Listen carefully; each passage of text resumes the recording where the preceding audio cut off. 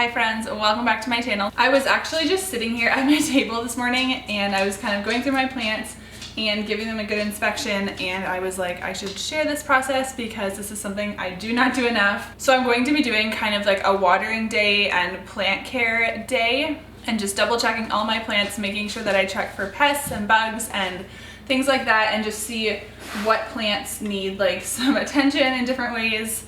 Like I said, I don't do this often enough. I basically water my plants and I make sure that they're getting enough sunlight, and then I pretty much just like leave them alone. So what actually inspired me to do this is because last night I received a free prayer plant from someone in like a local Facebook group, and she was giving it away because she was paranoid that it had bugs in it. And I've inspected the plant pretty well, and I don't see any bugs in it. She just said that she was super paranoid. So I'm definitely going to quarantine it and put it off by itself. Guys, I like completely forgot the word quarantine. I had to like look it up. I was like, something. So it's gonna be completely quarantined. Obviously, if I see any bugs, then I'll deal with that, but it was completely free. I'll show you guys that plant soon. I just don't really want it with like all of my other plants here on the table, but I'll show you that one in a little bit. So I've just been going through these plants and giving them a good search, and I thought that I would just take you guys along with that. Okay, so I have a whole bunch of plants here. Obviously, these are not all my plants. This is what I've brought over here so far. And this string of pearls is the only thing that I've really seen a problem with. There was like some pretty obvious fungus gnats in the soil. I don't think they're spider mites. I think they're just fungus gnats. And from what I know, fungus gnats aren't super harmful to your plants. Like, it probably won't wreck your plant unless the infestation gets super, super bad. But I still want to take care of it. I don't see any anymore because I sprayed it. So I don't know if that like scared them off. But I saw quite a few, like not a ton, not so many that I was like super concerned, but I definitely saw a handful of them. Dr. Bronner's Castile soap, and then I used just a few drops of neem oil. From what I've read, neem oil works as a really good natural insecticide. And then you can use different types of dish soap. The purpose of this is basically to make the mixture stick to the plant a little bit more. But in this little container, I probably did like half a tablespoon of this and like one full dropper of the neem oil. And then the rest I just filled up with water, and I just gave it a good shake because the neem oil was pretty thick. And then I just sprayed that really, really generously in the soil of this plant. Okay, and I'm just gonna kind of look at these plants where they are instead of bringing them all to the kitchen table. That seems kind of like a lot of work. So I'm just using a fork just to kind of like look through the soil a little bit.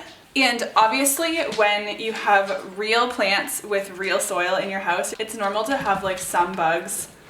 I found a little tiny spider on one of my plants. It wasn't a spider mite, it was like a real spider, and that's totally normal. Obviously there's going to be bugs when you're dealing with real dirt, but I'm mostly looking for fungus gnats and any trace of spider mites in here. Okay, so I just had like 2 little bugs fly out of this, so that could be like some sort of fungus gnat or something.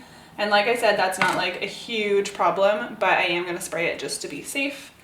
And I'm obviously trying to be super, super careful to not disrupt the roots or anything. This polka dot plant has had kind of a rough life. It like basically died one time, and then it's coming back, but it definitely needs water right now. This jade plant also kind of died, which is crazy because I always told everyone that jade plants were like the easiest plant in the whole world.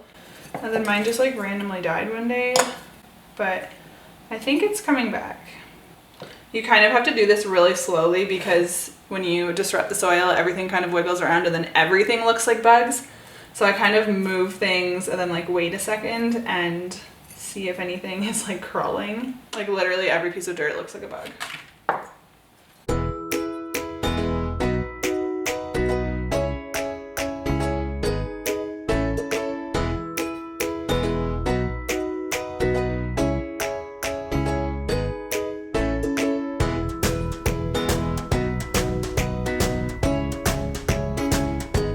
Okay, Okay, so in the plants that I just checked in the front window on my bench, I found a few tiny little bugs in this like inch plant or wandering Jew plant. And again, it's like I've seen like 2 or 3 bugs, so I'm not like super stressed about it by any means. As well as in my fiddle leaf, there was a couple little bugs in the soil, so I gave the fiddle leaf a really good spray down, and I'm gonna do the same for this guy. I'm definitely not gonna worry about quarantining my fiddle leaf because I don't dare move it because it's so dramatic, and I feel like if I move it, it'll just die. So I'm gonna keep it where it is. It's way higher than all the other plants, so it'll be harder for the bugs to like jump from plant to plant. And then I'll just make sure that I spray this like 1 or 2 times a day for a couple days, then I'll re-inspect everything. But I'm gonna give this guy a good spray down, and then I'll try to find it a different home so that it's not like right amongst all of the other plants. And I'm spraying this like very heavily, like I'm trying to kind of soak just the very top layer of water. It's not gonna drown the plant or anything because it's a spray bottle, but I'm trying to spray it pretty well.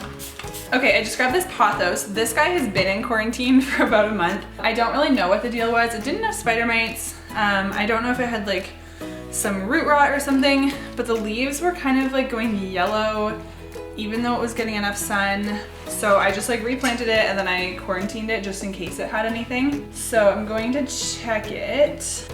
It's so hard. Everything looks like it's crawling. Okay, I don't see a single sign of any bugs in here, so this guy can come back out of quarantine. I'm gonna spray it just in case, but it seems like it's perfectly fine. Okay, and then here's the prayer plant that I picked up last night. It is so pretty, it's huge. So I'm gonna check the soil like super thoroughly. It definitely does not have spider mites. There's no sign of spider mites anywhere on it. If anything, maybe it has a few little bugs in the soil. I'm gonna check it super thoroughly and then I'll just leave it quarantined. But look at how pretty this thing is. Okay, I do not see 1 single bug in that plant, so that's amazing. I'm still gonna treat it as if I did see bugs just to be super safe. I'll give it a good spray. I'll put it in quarantine for maybe like a week and then I'll check it again. But honestly, I did not see a single bug. So I'm hoping that I just really lucked out because that plant is amazing. And I have a tiny little prayer plant. It's right here. It's not nearly as impressive. I love like when they get super big and trailing, and the one that she gave me is so beautiful. So okay, I just brought in my last bunch of plants. Well, I still have more plants around the house, but they're ones that I'm like not really worried about, like my cactus and stuff that never get watered. I'm pretty sure that they'll be fine. This guy also needs a new pot, but I don't think I have one, and I don't really feel like going out to buy one today. He looks good. I need a bigger table. This kind of reminds me of in like grade school when people would come in and check everyone's heads for lice. It's kind of what I feel like I'm doing right now. Which, did anyone else like love that feeling? Like I loved the like head tickling feeling. Like if someone would like to come check my head for lice like on a weekly basis as an adult when I know I don't have lice, that would be nice. And I'll just mention, so basically the difference that I know between spider mites and fungus gnats is that first of all, spider mites will like destroy your plants and they're really bad to have in your house. Fungus gnats don't really do that. They mostly eat rotten roots in plants, but they don't usually eat like the actual plants. So obviously you still want to keep them under control, but they're not a huge problem, which is why I'm like not super worried about anything. But I just kind of want to double check for anything in my plants, trying to be more responsible because I have a large amount of plants now. And then the other difference is that spider mites are basically on and like in the leaves, and they make webs, like spider webs, within all of the plant leaves, and fungus gnats live in the soil and they look like fruit flies. So in the past, I've actually thought that there was just like fruit flies. I was like, whatever, they're just in the plants. And then I learned that those are actually fungus gnats. So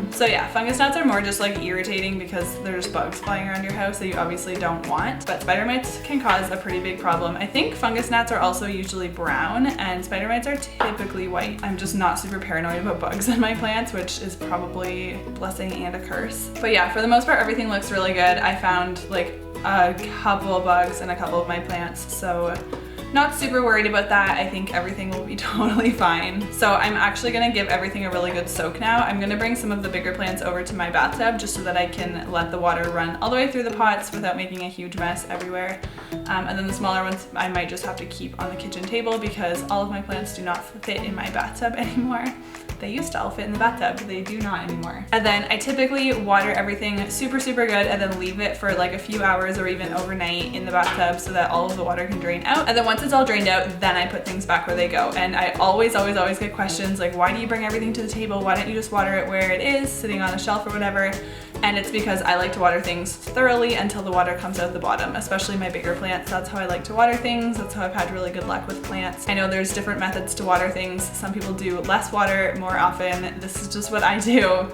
And I always have questions about why I do that, so that is why.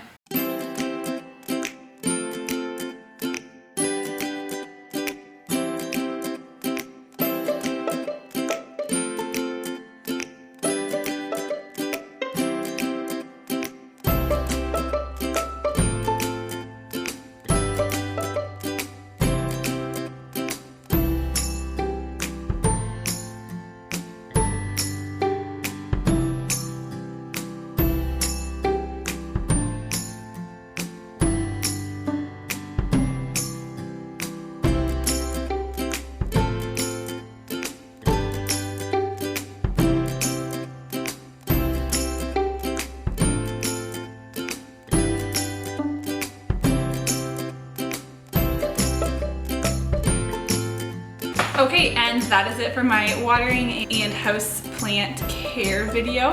I'd love to know if there's any other things that you regularly do while you're taking care of your houseplants. Do you do something like once a week? I love the idea of doing like watering Wednesday or Thirsty Thursday or something like that, where I every single week kind of check everything. I don't think I would ever water everything weekly. I just don't find that my plants need that much water. But I'm trying to be better about regularly inspecting everything. So don't be like me. Don't like neglect all your plants forever and ever. But I feel good now that that was done. And I'm just gonna leave the plants in the sink and the bathtub now for a couple hours, like I said. And then later this evening, or maybe even tomorrow morning, I'll just kind of put everything back where it goes. And yeah, I hope you guys enjoyed this video. If you did, make sure to give it a thumbs up, as that really helps to support me and make sure that more people see my content.